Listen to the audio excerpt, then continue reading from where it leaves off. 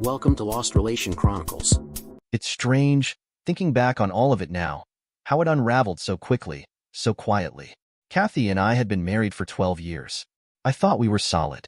Sure, my work was demanding, especially after Dad passed and I was thrust into running the construction business. But I always figured Kathy understood.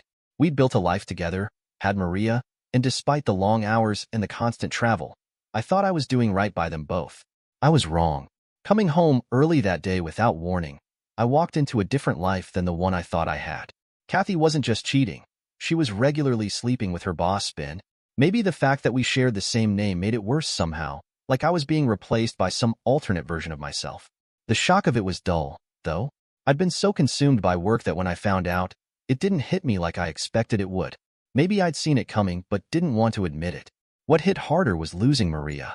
The divorce was quick, cleaner than most, thanks to the prenuptial. I didn't lose my assets, the company, or the legacy my father left me, but I lost custody of my daughter. That was the real price I paid. And Kathy, she married Ben, the second one, and settled into a different life. They weren't rich by my standards, but they did all right. For a while, things seemed civil between us, until Kathy made it her mission to sever the last thread connecting me to Maria. She enrolled Maria in every activity she could think of, packing her schedule so tightly that it became impossible for me to spend time with her without pulling her out of something. And every time I did, Kathy was on my case, telling me I was being selfish, that I wasn't thinking about Maria's future. I fought for a while. I tried to see her, to maintain some connection, but eventually, I gave up. I couldn't keep playing the villain in Kathy's narrative. So, I backed out. I sent a letter through my attorney, putting the ball in Kathy's court. I told her that I would be available for visitation whenever they called me, but I wouldn't be the one to initiate it anymore. I wanted my 4 days a month with Maria, but I didn't want to keep fighting for them. Over time, those 4 days turned into one, and then into nothing at all. In the last 4 years, I've seen Maria only a handful of times. She's grown up now, turned 18, and when that happened, I stopped paying child support. I didn't have to, but it felt pointless. She had made her choice. Maria wasn't interested in having a relationship with me. She was her mother's daughter, through and through. She'd written me off long before that. None of her friends knew who I was, and when she got engaged, I didn't even know the young man's name until the wedding invitations arrived in the mail. I stood there at the door, staring at Maria as if I hadn't seen her in years, because, really, I hadn't. She looked different, grown up, but I could still see glimpses of the little girl I used to know. She held out the invitation, a wedding card with her name on it, and for a split second, I felt this strange mix of pride and pain. My daughter, getting married. But that joy was fleeting. I told her I'd be there. Of course, I would. Despite everything, I was still her father. But when I asked if I was supposed to walk her down the aisle, her response hit me harder than I expected. In the most casual, matter-of-fact way, she said she wanted her pops to walk her, not her dad. Pops, not her dad. I'm not even sure how I kept my face from showing it, but inside, that hurt like hell. That word, pops, felt like the final confirmation that I was no longer part of her life in any meaningful way. Ben, her mother's husband, was her pops, the man who filled the role I'd been forced to abandon. I guess it was inevitable, but still, hearing it from her lips, so casually, as if it was the most natural thing in the world, it was like a punch to the gut. I didn't argue. What could I say? I just nodded, told her I understood, and watched as she left. She wasn't cruel about it, not intentionally. She probably didn't even realize what it did to me. But last night was far from peaceful. I tossed and turned, replaying that moment over and over. She didn't want her dad to walk her down the aisle. I tried to remind myself that I'd made my choices, and maybe I had to live with the consequences. But that didn't make it any easier. For all the hard work, the success I built, the life I constructed after the divorce, it felt like I'd failed in the one thing that mattered most. And now, I had to face the reality that my role in Maria's life had been reduced to a distant memory, a name on an invitation. I'll be at that wedding, but I'll be sitting in the audience, watching another man walk my daughter down the aisle, wondering how things got so far off course. But then, the next morning when I got up, I decided to do something that I never thought about in the last 10 years, turn into a vengeful monster. I can't tell you here that when a very rich man makes up his mind to screw up the lives for a not-so-rich man, he can generally do it, especially if the very rich man has nothing to lose. I called in my lawyer and asked him to set up a company within the next week which would run a chain of flower shops, the business that Ben II was in, and open a flurry of shops right next to each and every shop he owned. I also instructed him to keep the prices of the flowers exactly half of what Ben's shop was offering. I told him that I wanted all the shops open by mid-next week. Then I called my interior decoration department head and my PR division head and asked them to step up on this. I wanted the shops to look dazzling, and I wanted the media blitzkrieg to be unprecedented. Then I called my security division chief and asked him to create a dossier on the groom-to-be in the next 24 hours. I asked my accountants for the name of the bank where the child support checks were deposited. It was likely that Ben had his business account with them too. A few phone calls later I knew that Ben had taken a large advance on his account just a few days prior. It was to facilitate the marriage of my former daughter, no doubt. That would mean that he would not be able to pump in any new cash into his business anytime soon. I called my HR division and asked them to poach the best employees of Ben's shops at double their current salaries. Ben was going to be a very busy man in the next few days. The new company was established in the name of a friend of mine from Nevada, and its headquarters was registered in Nevada as well. Nobody would be able to tie the company with me without looking deep, something that Ben will be too busy to do. The groom-to-be was a nice young man with a huge student loan on his head. He worked as a realtor and had, in the past, handled a few of my construction sites as well. I did not want to ruin the life of Maria. Ben was off balance the very first day of the opening of my new shops. He suddenly was short-staffed and, more importantly, short on customers. Openings of my shops with one major Hollywood star attending each opening was all over page 3 of all newspapers. It was 3 days into the game that the shit hit the fan. I woke up in the morning to find my ex-wife and my former daughter at my doorsteps. "What have you done?" shouted Kathy as soon as she entered the house. I could see that Maria was also looking very glum. "What are you talking about?" I said that I would come to the wedding. I did nothing to upset Maria. I actually had no clue what she was talking about, so I played dumb. "You know what I am talking about, you scumsucker. Why did you open up a chain of shops right next to Ben's?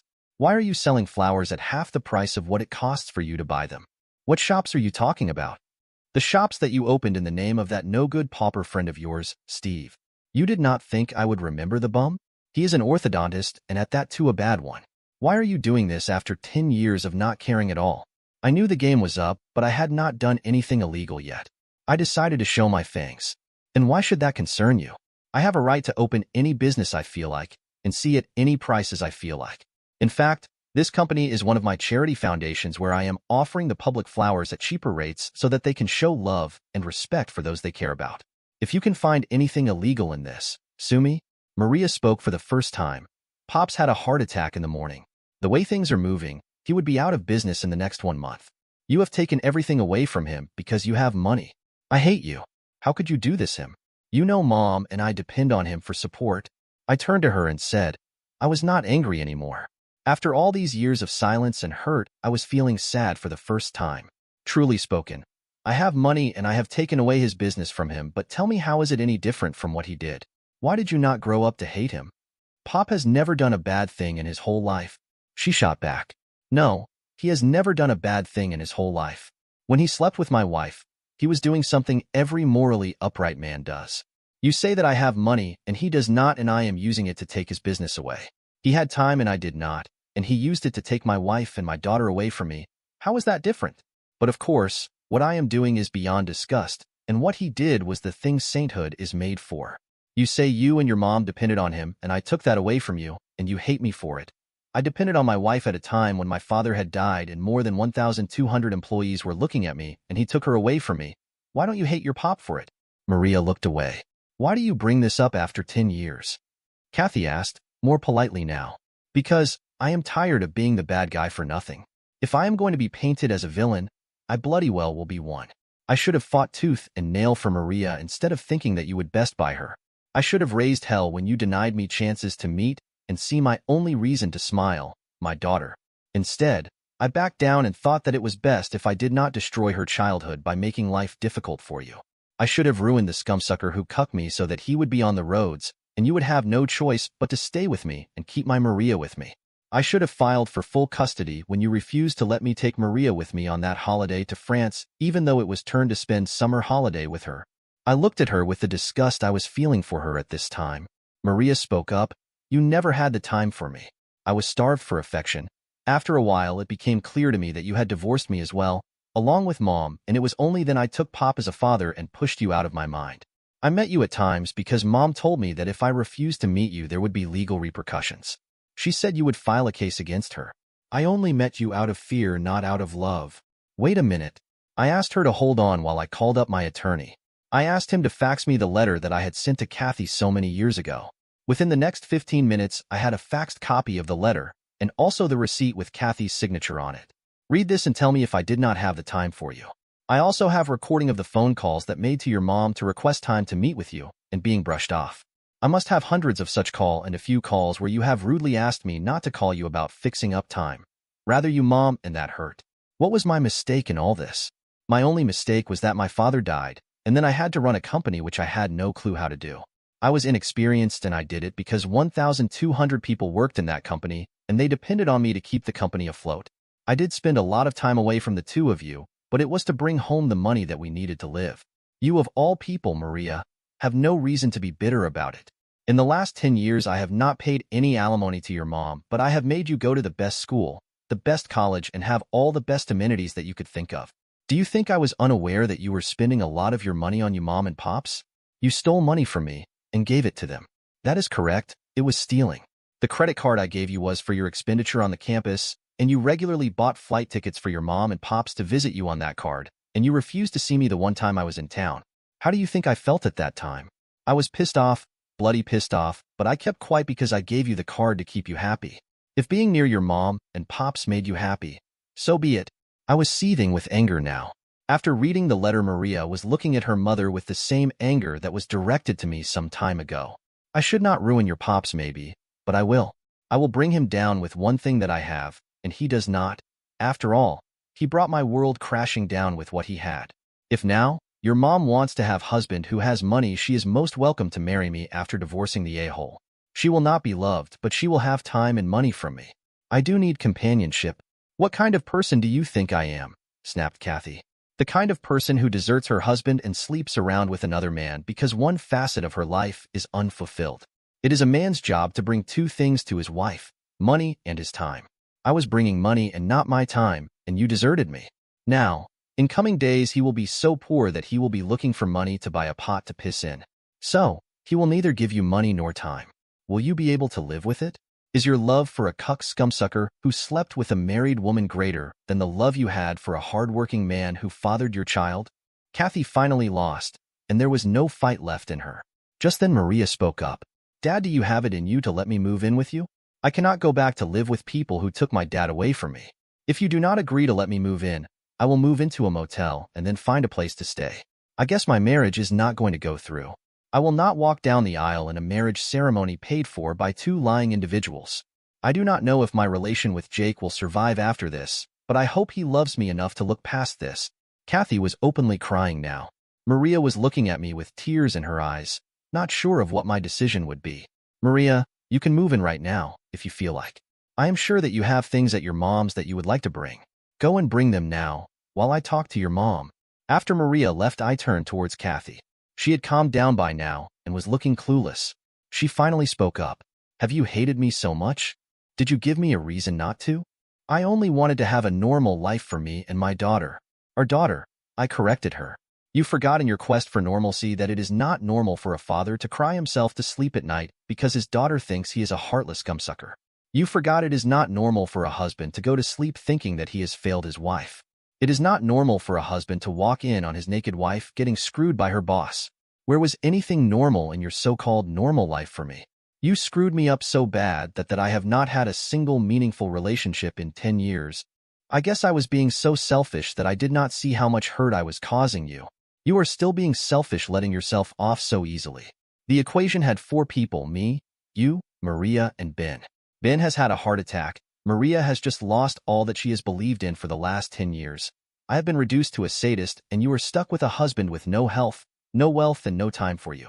I see that you have successfully destroyed 4 lives. I looked hard at her. But now you have one chance to make things right for Maria, provided you can think of someone beside yourself. Anything to make my baby happy. I will take over all the expenses for the marriage so that she goes ahead with the marriage. My only condition is that on the day of her marriage, you will not be in town. If you can do it, I will make things right for Maria. She started crying and nodded her head. I am ready to do anything for Maria. I should have felt lousy for being such an a-hole, but I was just happy. I could see that the rest of her life was going to be miserable. I had always wanted to start a European branch, and there was a construction company in Germany up for sale. I was sure that Jake would be an ideal candidate for being my eyes and ears there. I've come this far, haven't I? Torn their lives apart piece by piece. Ben's gone. Took his life 5 years after Maria's wedding. I remember the news hitting me, but it barely registered. I felt worse when I lost a goldfish as a kid. Kathy's hanging on by a thread now, scraping by on food stamps after I got her fired from 3 jobs. She knows I'm not letting her off the hook. Not after everything. And now she's in this pit. She knows there's no way out, except one. From what I hear, she's saved just enough to buy a gun. A few more weeks, maybe she'll have enough for the bullet too. Then it's only a matter of time. I wonder if she thinks about it every night, about how much more of this she can take. And here I am, wondering if I should stop. Should I be charitable?